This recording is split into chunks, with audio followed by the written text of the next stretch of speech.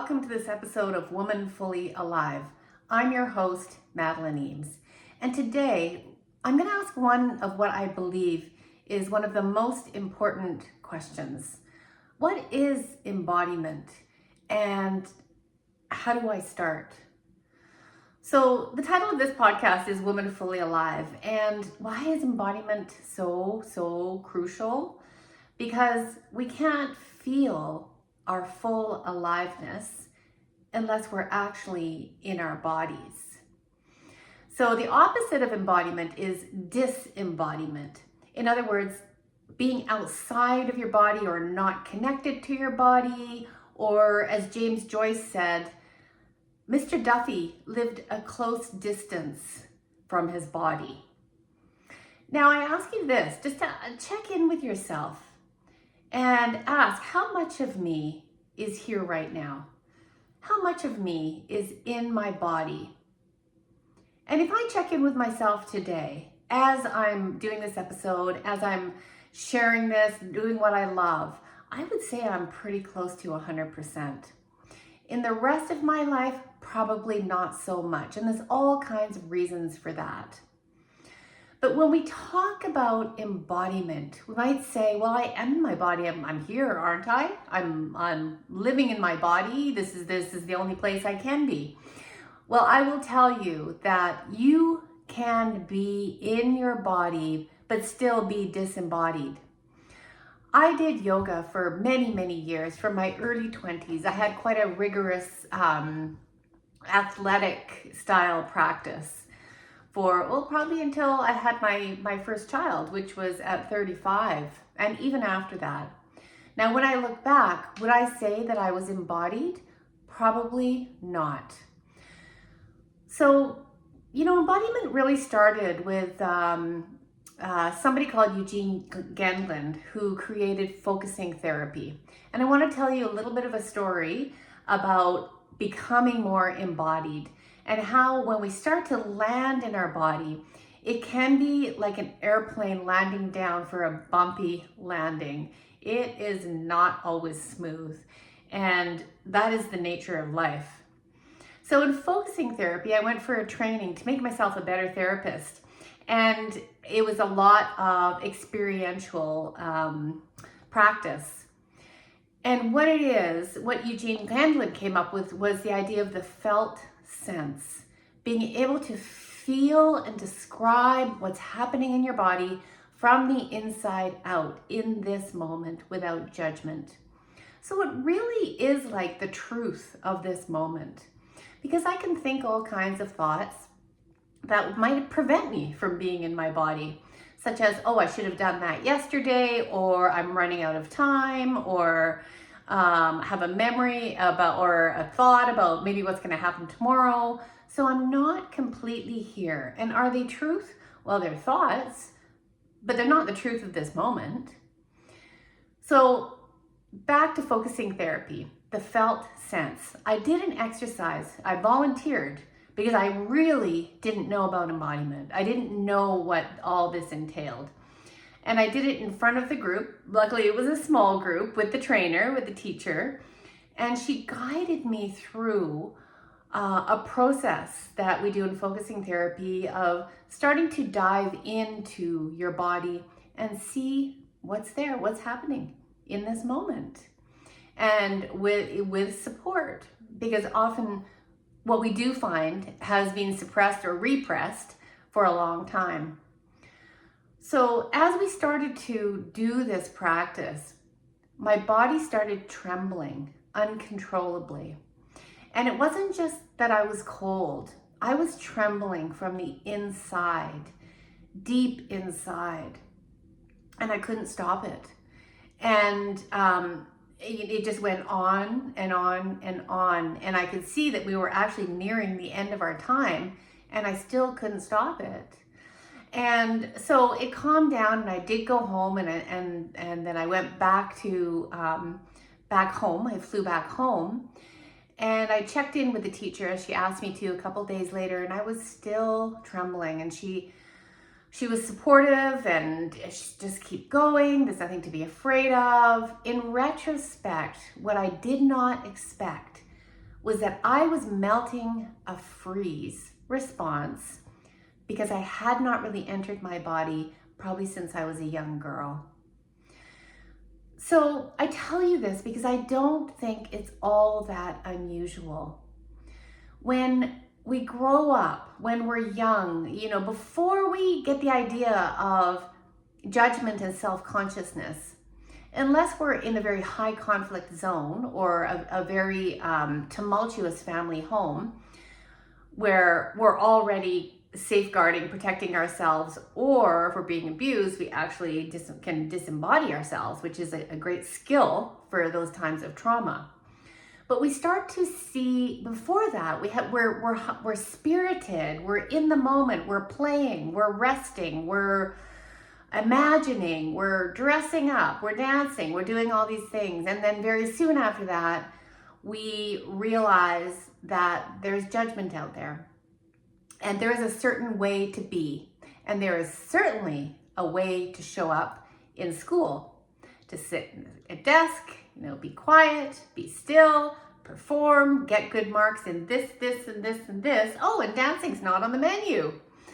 And so we tighten up, right? I'm sure you can relate to this in many ways. We also have the judgments of society. So when I became a teenager, I remember actually feeling pretty creative, like pretty powerful. And I was a very sensitive girl. And often sensitive people are very intuitive, very creative. But I also picked up on all the emotions going on around me all the time. And that's overwhelming if you don't know what's happening and you don't have a way to feel your own emotions. So as a teenager, 17, 18, I developed quite a serious eating disorder. And if you think about what that is, it is a complete disconnection from the body and controlling the body from a distance to fit a perfect ideal size. That's more an extreme example, but for women's bodies, they are the focus of a lot of judgment, a lot of criticism, and a lot of shame. And I hope that's changing so you can be free to be you no matter what size, no matter what parts jiggle and wobble, they're all beautiful. But slowly over time, we learn to very much disconnect from our body for perhaps protective reasons. But here's the downside. And here's the good side of becoming embodied. When we start to breathe fully again, which I feel is always the first step, because it's got nothing to do with anything else other than just breathing fully, we start to begin to melt the freeze that we might have been, the bracing that we might have been stuck in. And as we start to feel into our body in small ways again, as what happened for me in focusing therapy, and start to notice that there are all these parts of you that have perhaps been buried or shamed, what also starts to come up are the emotions that have been held in lockdown. And they come back up the same ways often that they went in. So sometimes it comes out with trembling, shaking, anger, sadness. And if you don't know this, then it can really trip you up. But what they're doing is they're actually surfacing so they can finally be seen and heard and felt and released. So that's healthy. There is nothing wrong with that. And if you've been taught to judge emotions, then that gives you an opportunity to free yourself from that. The other thing that happens is often we unlock memories that actually get stored in our body. We can feel aches and pains. Pain can get a little bit worse. But it's also, if it's being buried, it's on the way out. So embodiment can start with breath, and then it can start with gentle movement of actually feeling your body, moving through space, connected with it. Because, and in the end, we are here for this experience of being alive in a life which is inside a body, and to feel everything and experience everything. And so when we move through perhaps the more icky, sticky bits, we also gain access to joy, to excitement, to inspiration, to pleasure beyond what you can imagine, to connecting in with your heart, to feel expanding love. So that's also on the menu. It's not just the fear and the anger and the sadness, it's also the things at the other end of the emotional scale that you begin to have access to. So embodiment is this process of coming back home to access the aliveness that lives inside of your body beyond thought. This is the trick for humans. And feel deeply also your intuition and your gut feelings, and to connect in with what I call a soul-led life. So for us to do that, there is a condition. We have to feel safe enough. And this is why for many people that I've worked with that perhaps they've left a really stressful situation, toxic job, relationship with a narcissist, all these things. And they think, I'm just going to be free now. I can't wait. I'm going to be free. And then they get to a place where they're safe. They're no longer, triggered on a daily basis. And that's when, in this place of safety, all this other stuff starts to surface. And you might start questioning, what's wrong with me? I'm sure I wanted to leave. I'm sure it was as bad as I think it was. But when we have to have safety in order for embodiment to occur, and often it just starts to occur naturally because your body is always headed towards wholeness. It always wants to heal. You get a cut, your body knows how to heal. So the first requirement is safety. And to do this, what I do, how I work with people is through polyvagal theory, through, accessing our vagus nerve to calm and regulate our nervous system for safety in order that you can expand. So, because we don't want to throw ourselves off balance. So how do I know the parts of me that are still yet to be uncovered? How do I know something that's not within my awareness? Well, there's two doorways that I like to talk about.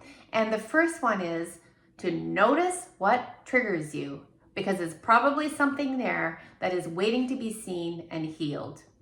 So if anger really triggers you, what is there in anger for you? How do you feel about anger? So the triggers. And then on the other side, the other thing to notice is what we call the glimmers. And that's those flashes of light of what lights you up, what inspires you, and to start building on that. So it's not all about healing triggers, it's also about expanding glimmers. And so because triggers are coming from the fear, the buried parts, the shadows, and the glimmers are messages. They're messages from your soul saying, follow me, do more of this. This lights me up.